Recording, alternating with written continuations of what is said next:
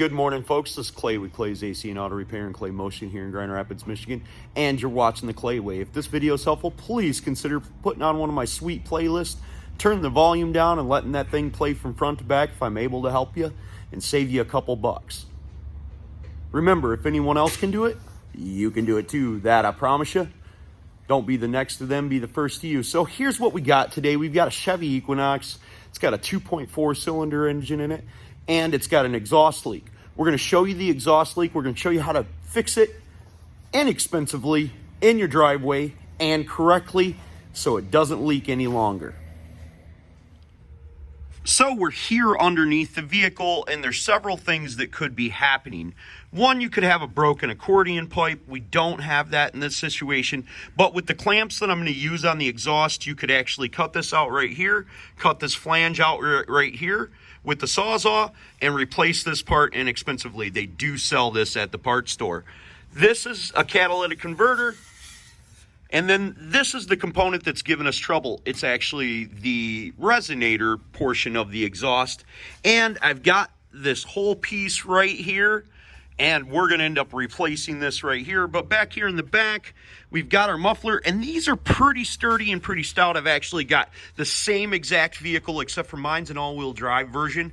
And my muffler is, I think there's like a little bit over 200,000 on that thing, and it's got the factory original muffler, so I've never had that problem. In my situation, I had this one bad on my other one, the resonator right here, and you can see where it's blown out right here. Pat, will you go ahead and start this thing up? Oh man, that's pretty bad right there. So go ahead and shut it off. So what ends up happening is this exhaust right here goes right up inside the cabin, and it's literally underneath the back seats. So we want to take this out and replace it, because if you got children and stuff in there, they're breathing this stuff in, and we're coming up on winter, and we can't have all them toxic fumes inside the vehicle all the time. So we had to bite the bullet, and we're going to go ahead and replace this properly. So this is what we have right here. Here's the part number for you folks. And basically, we're going to clamp it together. Originally, the front portion is clamped right here, so we're going to end up cutting this off because it's all rusty and terrible, and we're going to have to get another clamp.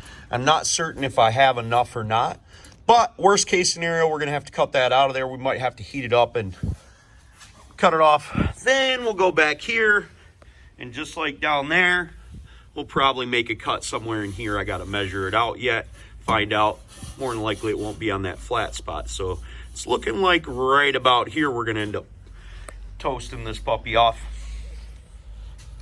So I'm going to tell you, I have these pliers right here, and they come in super handy. They actually will push that rubber bung right off of there, so we'll go ahead and pull that off of there. Okay, so I'm measuring out about 38 inches in length from the inside of the muffler there, and I measured out about 37.5 inches from in here of the muffler right here to the back of here. Now, the reason I measured 37.5 is because there is a little bit of flexibility in between there, and I'd rather have too much material than too little. Now we're going to go ahead and hold up the exhaust with the bungee cord so we don't break the accordion pipe when we relieve the pressure on the exhaust. Okay, using my Sawzall, I'm going to go ahead and cut through there. But the thing that's going to happen is my blade is going to start to bind. So I'm going to want to put some pressure on the pipe as I cut it so it doesn't do that. And then you'll work it around and cut it off. Okay, so this clamp was tack welded to the top of this exhaust, so we need to drill that out right there. We're going to try not to drill through this pipe right here, but it isn't going to make a whole lot of difference if we do, because our slide clamp will cover that hole, so just be careful. Now, the appropriate way to do this is to use like a 1/16 drill bit and drill into the center of it, just like I've done right here. I may not be exactly center. And these are what are called spot weld removers. And I got both of these types of drill bits off of Amazon. I use them very frequently, so they're a value for me. You don't necessarily need to do it that way, but these are the appropriate tools for doing this. And that's what it looks like when the spot weld starts to remove.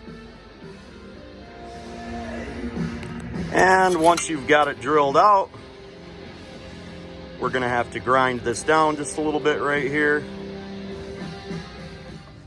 So I'm not a paid spokesman for Torca, but I absolutely love these clamps. I use them quite frequently. They're very inexpensive. They're about $15, but considering that the regular clamps are only about $1, you may think that you want to opt for that. But these are stainless steel clamps and they last forever. So I'm going to use a 2.5 inch here on the inlet portion of the Resonator and a 2.25 inch, even though I don't have it sitting right here, on the outlet portion of the pipe. Okay, now we got that ground down, so we're ready to insert the pipe, and we're going to hang it up into the hanger right there. So I will slide my 2.5 inch clamp onto my outlet. This worked out really nice because I was able to just move the muffler back, and because I had an extra 1/2 inch right there, it's going to fit together really nice and seal up real well. Now, I'm not going to insert my pipe into there any further, and the reason is because if I do that, then my clamp won't seal on both sides. Probably going to end up having to clamp this right about here and butting it up against the Resonator / muffler. So we've got our clamps bolted on there, and you can kind of see how they indent and form around the pipe. We've got our hanger up in there and it's protruding through the other side right there.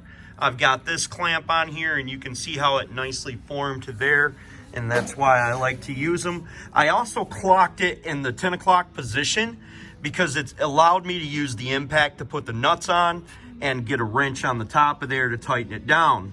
Now I may need to tighten it down a little bit more because there shouldn't be that much of a gap there at the top. But it could be that this pipe is just a little bit bigger than this one as well too, because this one was that expandable pipe. Okay, start it up. So we've got it all installed on there. We check around our fittings, make sure we don't have any air that we can feel when it's cold. Feels great, sounds amazing. So I would say she's fixed up pretty well. So hopefully you guys enjoyed the video. You'll consider subscribing, but at the very least, turn that volume down and put on one of my sweet playlists if I was able to help you. And remember, if anyone else can do it, you can do it too. Don't be the next to them, be the first to you. God bless and have the best of days.